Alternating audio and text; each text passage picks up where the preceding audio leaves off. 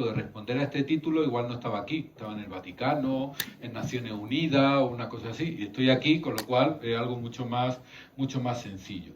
Y cuando preparaba esto digo, vamos a ver, ¿cómo puedo darle yo cuerpo a una reflexión sobre cómo comunicar desde Cáritas, que es una institución, un dinamismo eclesial de compromiso con los últimos? Y a mí lo que se me ocurrió es ver los últimos 3 documentos que el Papa Francisco hizo sobre cómo debería ser la comunicación en el mundo y cómo debería ser la comunicación en la Iglesia. Es decir, algo pues relativamente fácil para ir pisando sobre terreno seguro.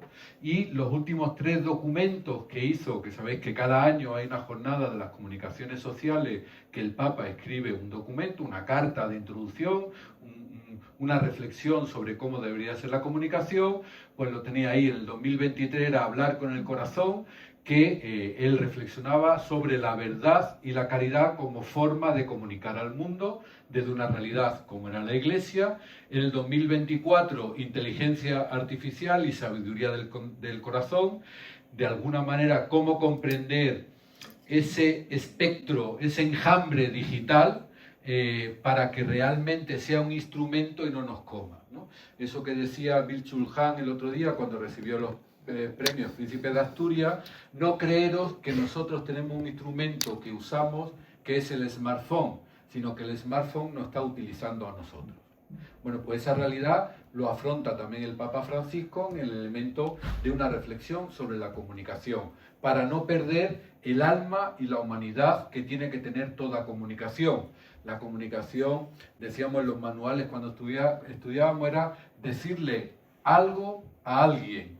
Bueno, pues la inteligencia artificial es capaz de crear una noticia, de hacerla ella misma para no decírselo a nadie. Bueno, pues de alguna manera eso tenemos que romperlo. Y la última tenía que ver compartir la esperanza con mansedumbre.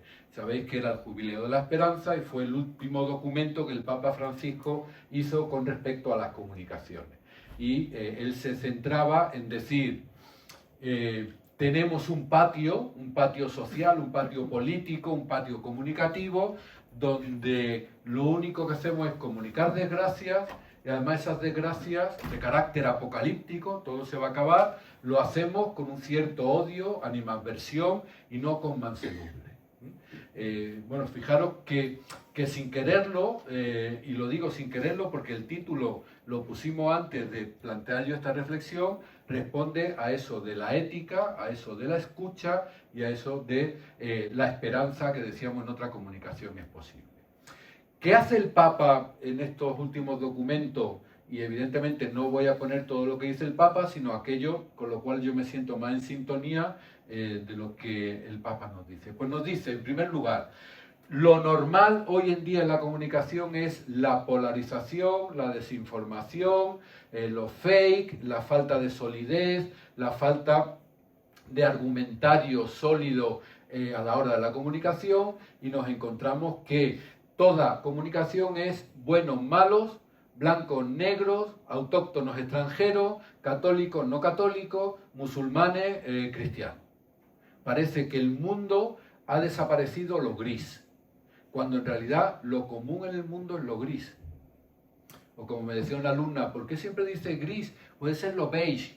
Bueno, pues lo beige, ¿no? El marrón y el blanco. No vamos a poner el negro y vamos a ser un poco más fino y más aesthetic, como dicen ellos, y vamos a poner el beige, ¿no? Como color más pastel. Bueno, pues eso es lo normal. Pero sin embargo, en cuanto salimos de nuestro espacio más de intimidad, parece que nos vemos forzados a transmitir una palabra que siempre tenga que ver con la polarización, con la información sesgada, buscando normalmente algún interés o muchas veces sin mala conciencia, replicando lo que no hemos sido capaces de reflexionar nosotros y dándole pábulo a cualquier otro tipo de información. En segundo lugar, lo que llama el Papa la hipnosis tecnológica. El instrumento fundamental de comunicación no está en los periódicos, no está en las web ni siquiera, que era lo moderno de mi época, sino que está en las redes sociales, donde hay un elemento de fluidez y de hipnotismo que acaba siendo el instrumento, lo esencial más allá del mensaje. Ya McLuhan nos decía en los años 60, fijaros, el medio es el mensaje. Bueno, pues eso se ha multiplicado de una forma exponencial. Ahora, lo importante no es lo que se diga, sino dónde se diga.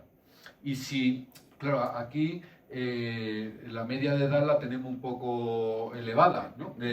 Pero cuando estás en aula, no hay ni un solo alumno o alumna que lea los periódicos. O sea, yo llego a clase y digo, ¿habéis leído lo que dice El País? ¿Habéis leído lo que dice el ABC? ¿Habéis leído lo que dice El Mundo? ¿Habéis leído lo que dice el diario.es?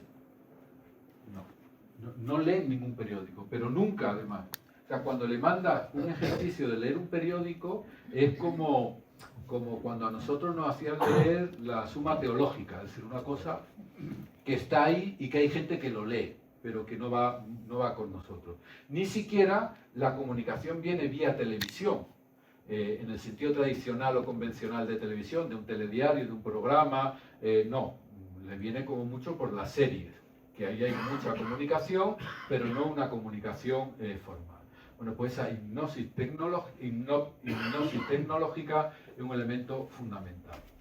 Y en tercer lugar, el Papa dice, hemos perdido el alma del mensaje para que lo que gane sea la intencionalidad del mensaje.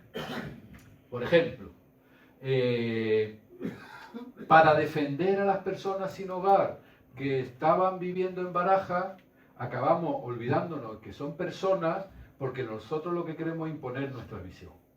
Lo importante no es que haya personas en una determinada situación.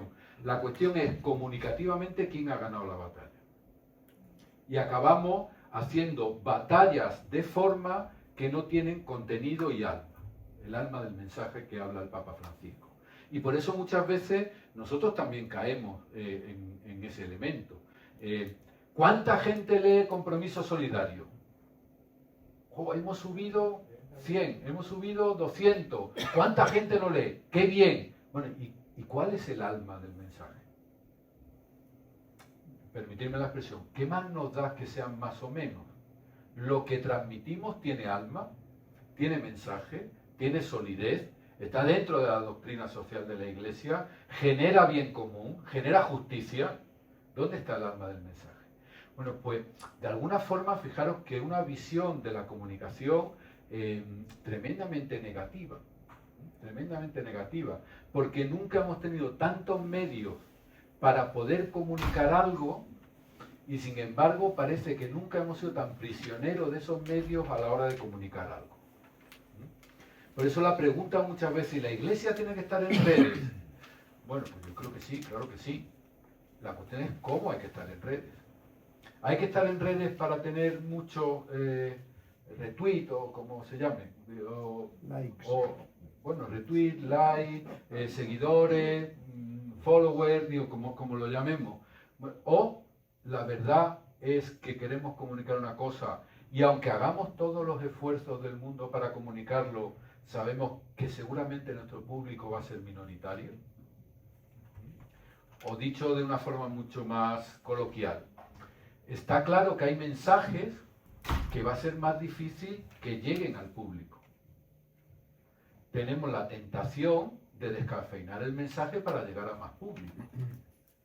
Y cuando descafeinamos el mensaje, el público que lo recibe ya descafeinado, porque nosotros lo hemos descafeinado, lo vuelve a descafeinar cuando lo comunica. Y se da aquello del teléfono escacharrado, que al final el que le han contado que Cáritas ha dicho no tiene nada que ver con la noticia inicial. Cuando tratamos de gestionar nuestra comunicación para llegar al gran público, que tenemos que hacerlo, no digáis después por ahí que he dicho que no hay que hacerlo, pero tenemos que hacerlo con mucho cuidado y con mucho tiento. ¿Por qué? Porque cuando descafeinamos el mensaje, acabamos descafeinando aquello que pertenece a nuestra identidad más profunda. Y al final podemos llegar a hacer de la caridad o de la justicia simplemente una anécdota de una emocionalidad solidaria o de una reclamación puntual que no tiene un carácter más estructural o sólido. Bueno, pues en ese panorama nos planteamos. ¿Y cuál es la idea fuerza que nos plantea Francisco y que de alguna forma os planteo? Bueno, somos lo que comunicamos.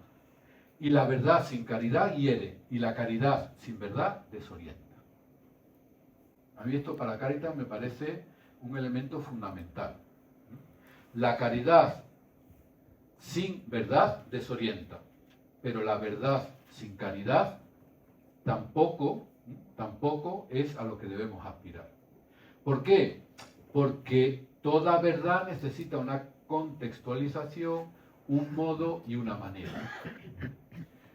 Cuando nosotros le decimos a la sociedad qué feos sois, porque no sois solidarios, porque no os comprometéis, porque mira lo que pasa, igual nos está faltando algo de caridad. Ahora, cuidado, que no podemos omitir que eso quede en esconder la verdad. La injusticia no hay que callarla, sino que hay que profetizarla. Y eso significa que también hay que decirla. En esa tensión en la que nos movemos en la Iglesia. Decir la verdad con caridad y que la caridad realmente tenga una orientación a la verdad. Caritas in veritate, que decía Benedicto XVI, y veritas in caritate, que diría Francisco. Bueno, pues yo creo que tanto la praxis como el conocimiento, el marco desde donde leemos la realidad son importantes. Bueno, pues desde ahí hay como tres globos, como tres esferas, como tres escenarios que me parece que son fundamentales para que analicemos. El primero es ese que denomino el de la ética, ¿no? Y que en definitiva es una verdad cargada de caridad y también dentro de un marco de responsabilidad. Y este es un elemento muy importante. Lo que Cáritas diga tiene su responsabilidad. Ahora bien, lo que Cáritas no diga también tiene responsabilidad. Porque la comunicación es lo que decimos y lo que callamos. Cuando nosotros decidimos por una orientación institucional guardar un silencio sobre algo, porque entendemos que políticamente puede sentar mal, porque puede sentar mal a nuestros donantes, porque puede sentar mal a algunos curas, también estamos faltando a la responsabilidad, ¿eh? O sea que a veces, cuando hablamos de la responsabilidad en el decir, no significa que eso nos tenga que ocultar en el cuanto menos diga mejor. Cuanto menos diga mejor. Ahora se va a presentar el FOESA el día 11, creo que se presenta, no, el día 18. ¿no? El día 18 se presenta el de Madrid. ¿Y si sale un consejero que dice, ¿dónde están estos pobres? Guardemos silencio por responsabilidad. Bueno, igual la responsabilidad es guardar silencio, ¿eh? Porque la dignidad de esas personas empobrecidas está ahí encima, ¿eh? O sea que cuando hablo de verdad, cuando hablo de caridad y responsabilidad, de lo dicho y lo no dicho, que lo no dicho a veces es una forma de comunicación mayor que lo comunicado. En el ámbito político esto es muy claro. Cuando le ponen la alcachofa a un político y dice no tengo nada que decir, está diciendo un montón. Cuando le ponen la alcachofa y dice no, porque no sé cuánto, no tiene nada que decir. Entonces, bueno, pues la ética nos lleva a eso. En segundo lugar, claro que tenemos que un primer elemento a la hora de comunicar es qué es lo que comunicamos, lo que vemos, lo que escuchamos, lo que acompañamos, lo que nos dicen, lo que viven, lo que desesperan, lo que alegra las personas que acompañamos. Y en ese sentido, yo creo que Cáritas, o la Iglesia en general, no es la voz de nadie, pero sí que tendría que ser un vehículo o un altavoz o un instrumento de dar voz a aquellos realmente que están sufriendo la exclusión. Bueno, lo veremos ahora. Y por último, comunicar para levantar, no comunicar para generar más escombros. Una comunicación profética es aquella que anuncia y denuncia, aquella que protesta y propone, aquella que hace ver la desesperanza para pasar a la esperanza, ¿no? Bueno, pues en estos tres marcos nos vamos a mover. Y yo diría así de forma muy breve, podemos hacer un checklist de qué sería una comunicación desde el punto de vista más ético, ¿verdad? Caridad y responsabilidad. Bueno, pues un elemento sería, ¿a quién dignifica lo que comunicamos? Por ejemplo, en el ámbito, no digo el de Cáritas, porque en eso yo creo que somos bastante más adaptados a una realidad ética, pero si cogéis cualquiera de las grandes ONGs de España, ¿qué comunicación tienen, por ejemplo, de las grandes catástrofes humanitarias? Niños llorando, niños muertos, es decir, utilizamos la imagen indigna de menores para captar la atención del público. ¿Realmente eso tiene dignidad ética? ¿Dignifica a las personas? ¿O me hace tener más donantes? Llegar a más gente. Aquí hay un primer checklist. Cuando nosotros hablamos de las personas migrantes, de las personas que acompañamos, de las personas sin hogar, ¿desde dónde hacemos esa comunicación? Yo recuerdo en tiempos pretéritos, en el Pleistoceno superior, cuando las primeras campañas de personas sin hogar era un elemento que fuimos cambiando. Las primeras campañas era la típica imagen de una persona sin hogar en la calle, llena de cartones y mostrando toda, permitidme la expresión, la miseria. Bueno, y eso fue cambiando a intentar buscar un lenguaje que expresara esa exclusión, pero que no fuera indigno a las personas que sufren esa exclusión. Aquí hay un primer test. ¿Qué comunicamos? ¿Cómo comunicamos? ¿Cómo podemos llegar a instrumentalizar aquello que comunicamos? Y ahí surge nuestra comunicación, ¿a quién dignifica? Porque cuando hablamos de persona, ya lo decía Kant en el siglo XVIII, la persona es un fin y nunca un medio. Nunca un medio. Y aquí en la Iglesia tenemos que tener mucho cuidado. Yo a veces a los obispos se lo decía, no podemos utilizar a Cáritas para blanquear a la Iglesia. Eso es indigno. Porque no dignifica a las personas que acompañamos, que tiene que ser el origen de la comunicación de Cáritas. No otras cosas, quedar bien, ganar más donantes, y con esto no estoy en contra del fundraising, no, pero hay que hacerlo de una forma adecuada y bajo parámetros éticos. El segundo elemento, ¿es verdad lo que decimos? Y aquí tenemos que ser muy serios, porque a veces huimos de los estudios sesudos, como puede ser FOESA, y nos centramos en la experiencia de un voluntario o una voluntaria en una parroquia. A ver, digo, no deja de ser una experiencia, es importante, pero es la experiencia de una persona en una parroquia, que puede distar mucho de ser la verdad. Hace años, cuando la crisis del 2010, en una radio tuve un coloquio con Paco Maruenda, ¿no?, el director de La Razón, ¿no?, y presentábamos el informe FOESA de 2014, ¿no?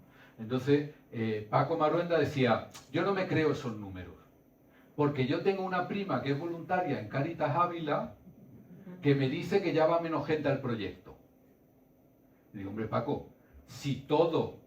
Bueno, don Francisco, supongo que diría, don Francisco, si todo lo que usted dice en su medio, la fuente de verificación es su prima de Ávila, me echo a temblar.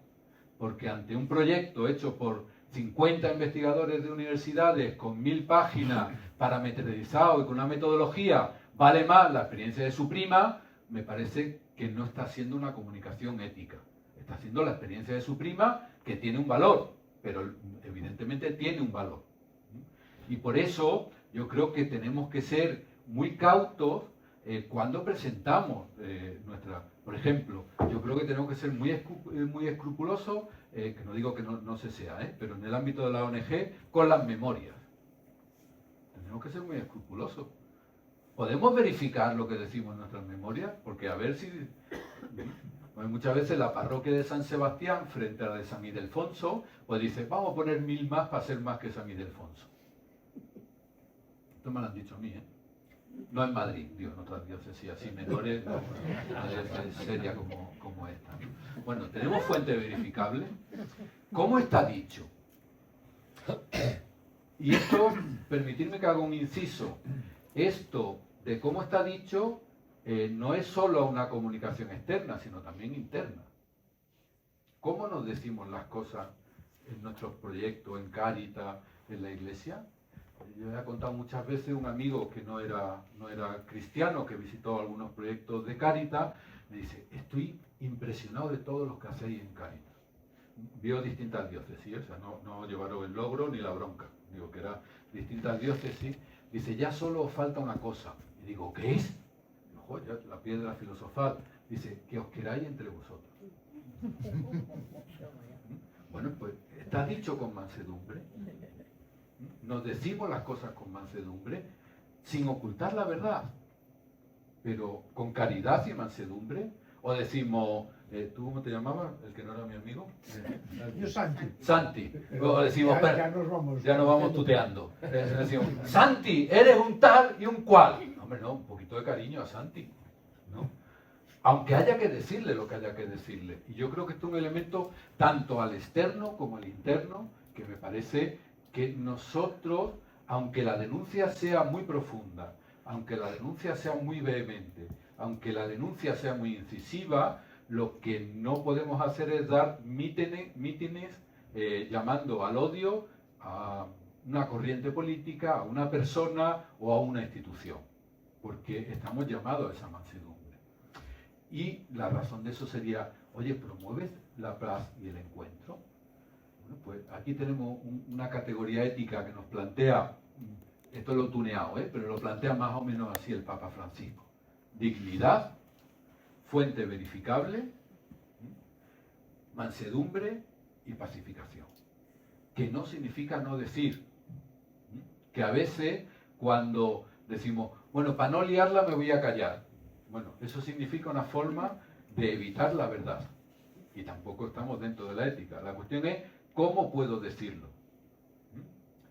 Y una cuestión que muchas veces lo hacemos también en la iglesia es, no lo voy a decir públicamente, lo digo en privado para... Y fijaros, así nos ha ido con los abusos, por ejemplo. ¿Por qué? Porque no hemos sido responsables con la verdad. Esto tampoco teníamos que haber puesto pancartas, pero evidentemente no ocultarlo hasta que somos forzados a tener que transparentarlo. Bueno, pues hay una dimensión que es la ética. La otra es la escucha. En definitiva, ¿cuál es la gran fuerza comunicativa que tenemos en Cáritas? Y en concreto en Cáritas Madrid. Que hay una agente de comunicación que es muy buena. Bueno, pues son muy buenos, casi los mejores, casi. Pero esa no es nuestra fuerza. ¿Cuál es la fuerza? Que tenemos un presupuesto muy grande. Bueno, pues no deja de ser también una fuerza, pero no es la fuerza. La gran fuerza comunicativa que tenemos es que tenemos la capacidad de estar en el terreno compartiendo con personas que están sufriendo la injusticia y eso merece ser contado. Esa es nuestra gran fuerza y merece ser contado con verdad, con caridad, con solvencia, de forma verificada, en un mundo moderno que además necesita unos canales de comunicación muy determinados. Esa es nuestra gran fuerza. El resto no deja de ser algún tipo de vela, algún tipo de icono que pongamos en nuestra comunicación y que son condiciones necesarias, pero no son suficientes. No quiero quitar importancia al tema de dedicar medios para una comunicación, porque si no ponemos medios, si no ponemos instrumentos, si no ponemos profesionalidad, al final esto es un gallinero, no es una comunicación. Y necesitamos de alguna forma captar ese latido de la sociedad para vehicularlo de manera profesional y de manera también testimonial. Y aquí hay un elemento que en este caso quiero hacer mucho énfasis, ¿vale? Y permitirme, no es una digresión, pero casi una digresión, ¿no? Últimamente, en el ámbito eclesial, se está dando una paradoja que en Europa ya se había dado hace unos años, que es lo que yo llamo la paradoja de la ambivalencia. ¿Y a qué me refiero con ello? Pues mirad, tenemos, por ejemplo, un compromiso solidario, imaginaros, que tiene el reportaje central sobre las personas migrantes y la acogida a las personas migrantes y la dignidad de todas las personas migrantes, y tenemos un discurso magnífico. Pero luego hay personas concretas que, siendo incluso voluntarios y voluntarias de programas de inmigrantes, mejor no escuchar el discurso que tienen. Y eso también es una forma de comunicación. En un estudio que hizo hace años el Pew Research Center en Europa, sobre ser cristiano en Europa, se titulaba, ahí metía también a las personas evangélicas y a los católicos, hacía un índice de xenofobia de las personas creyentes, cristianas, de las personas no creyentes, de las personas ateas. ¿Quién creéis que tenía el índice de xenofobia mayor? ¿Las personas creyentes o las ateas y las agnósticas? Los creyentes. Y después hacía otra pregunta. ¿Quiénes se comprometen más en voluntariado con personas migrantes y personas refugiadas? ¿Quién creéis que se comprometía más? ¿Los cristianos o los no creyentes? Los cristianos. Es decir, cuando se trata de dar la bolsa de comida, estamos el primero de la fila. Cuando se trata de tener un discurso ético, ideológico y político lo digo, ahí ya tendemos a un testimonio donde la dignidad no tiene espacio. Lo decía el Papa Francisco muy bien en Fratelli Tutti. Decía, ningún católico, ningún cristiano se atreverá a decir que las personas migrantes tienen menos dignidad que nosotros. Pero habrá muchos que los traten como si no tienen esa dignidad.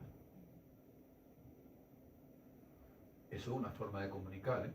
Ese salir del proyecto de la parroquia y entrar en la batalla cultural, en la batalla religiosa, en la batalla de los medios, es una forma también de comunicar. No estamos a la escucha, sino a la reacción. Y esto es uno de los temas más importantes que tenemos ahora encima de la mesa. Y fijaros, un tema que curiosamente, el tema migratorio, hablar de comunicación hay que hablar del tema migratorio, donde los obispos van por delante del pueblo de Dios. Hay muchos temas donde el pueblo de Dios va muy por delante de los obispos. Pero aquí los obispos han marcado documentalmente y testimonialmente unos elementos claros de la dignidad inalienable de todo ser humano y lo que eso comporta socialmente. Y sin embargo, nosotros como pueblo de Dios, incluso los cariteños, los buenos, ya no hablamos de los de liturgia ni los de catequesis, no, los de Cáritas, también andamos en ese entorno. Bueno, pues yo creo que esa escucha tiene que ser una escucha realmente con el corazón para poder dar un testimonio de esa dignidad, ¿no?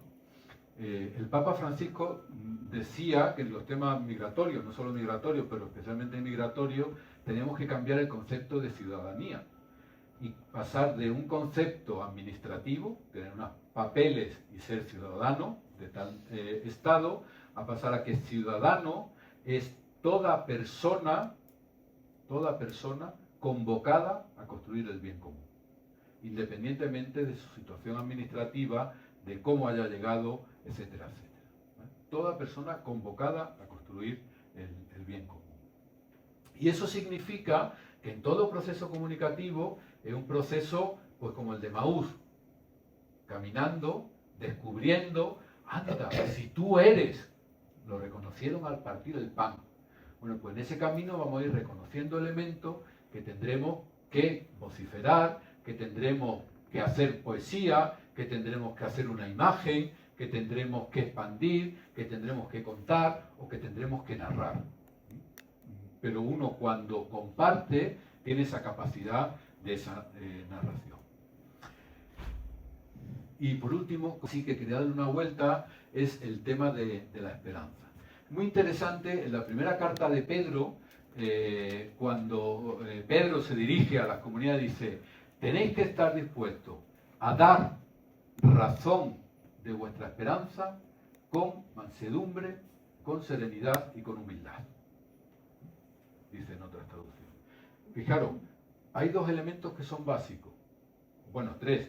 Dar razón de vuestra esperanza, que habría que preguntarse qué esperanza tenemos o qué esperamos, que es un primer elemento. Segundo, dar razón, no simplemente emocionalidad, sino dar razón de vuestra esperanza, dar argumentos de vuestra esperanza. La esperanza no es como virtud teologal una cosa mágica. No. Tiene los argumentos racionales, políticos, económicos, históricos, teológicos. Dar razón de vuestra esperanza con sencillez y humildad, con mansedumbre.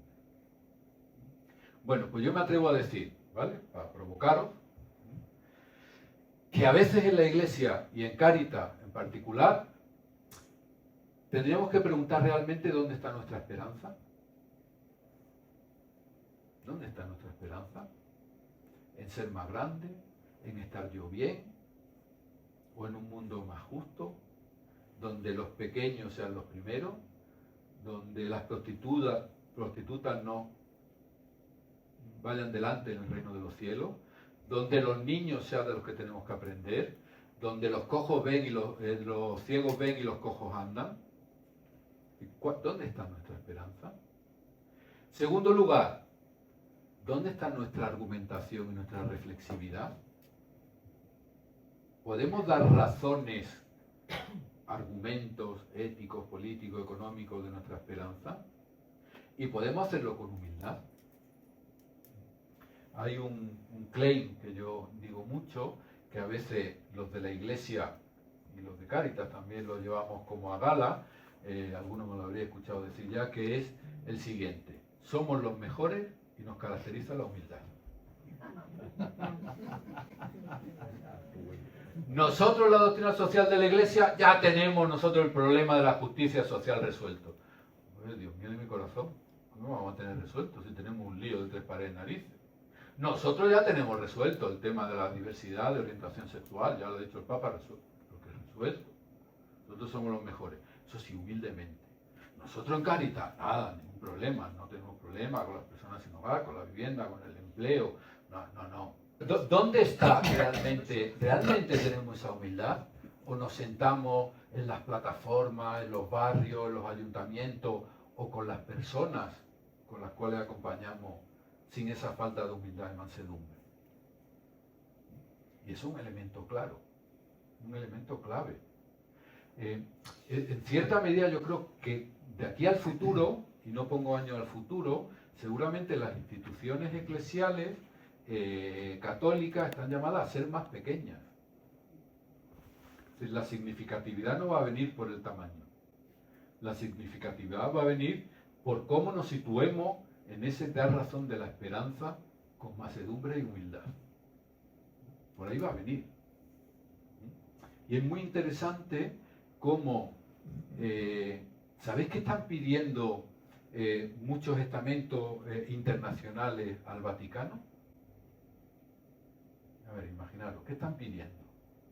Imaginaros, la ONU, la FAO, el Banco Mundial, ¿qué están pidiendo al Vaticano? Lo que están pidiendo es que cuando murió Francisco era el único líder internacional que podía hablar sin miedo a que le dijeran tú persigues una cosa u otra. En un mundo carente de gente que es capaz de dar razón de su esperanza con humildad, lo que nos pide el mundo es personas capaces de dar razón de la esperanza con humildad. Es decir, personas que claramente no busquen su interés, sino que busquen el bien común, arriesgando y de forma íntegra y noble, aunque eso le suponga que a veces le zurren. Y creo que a Francisco todos somos conscientes que al hombre se le ha querido mucho y se le ha odiado mucho. Ambas cosas a la vez, ¿no? Él decía muchas veces, ¿no? Esto en concreto lo pude vivir yo con él en el Vaticano, con un obispo español que le dice: Papa Francisco, siga usted adelante, con esta iglesia en salida, esta iglesia de la esperanza. Le dijo el Papa: sí, yo voy para adelante, pero miro para atrás y no venís ninguno. Bueno, pues de alguna manera yo creo que hacen falta esa gente y hace falta que lo sigamos también en ese sentido. En segundo lugar, dice el Papa que a veces la comunicación es como esos buscadores de oro que van buscando pepitas con el cacharrito ese, con el encendidor, no sé cómo se llama, tendrá un nombre técnico, para buscar, y cuando encuentra la pepita dice oro, ¿no? Bueno, pues en la comunicación también tendríamos que ir buscando esas pepitas del bien, ¿no? esos elementos que iluminan una determinada realidad, ¿no? Yo sí que creo que es importante, tanto desde el punto de vista teológico, como ético, como también instrumental o comunicativo en sentido estricto, el que la comunicación no quede en un generar malas noticias por malas noticias. Pues se está empezando a dar un fenómeno muy curioso en comunicación. Si hacemos una historia burda, pero de la comunicación era, las buenas noticias no generan lectores, ni televidentes, ni oyentes. Demos malas noticias. Bueno, pues las malas noticias llenaban el televidente. ¿Qué es lo que llena ahora? Ya estamos cansados de malas noticias también, estamos saturados de malas noticias. ¿Qué está ganando el territorio de la noticia? Lo excéntrico, lo random, que dirían los jóvenes, lo extraño, lo conspiranoique, los terraplanistas. Es decir, todo lo que hace unos años sería impensable que fuera en primera plana, tienen un montón de seguidores. Bueno, pues dar pepitas del bien. Teologalmente, y este es un gran conflicto con el mundo más racional o más científico, cuando la psicología positiva habla de la esperanza, acaba confundiendo la esperanza con el optimismo. Y el optimismo no acaba siendo una confirmación personal de un estado de ánimo o una actitud. Que está bien, yo no digo que haya que ser pesimista, pero bueno, pues un estado de ánimo, una actitud. El paso siguiente es el que ya no me creo. Y si tú eres optimista vas a cambiar el mundo. Ahora, la esperanza es históricamente constructivista. Siempre, teológicamente hablando, que nazca de la desesperanza. Quien no ha compartido la desesperanza no puede construir la esperanza.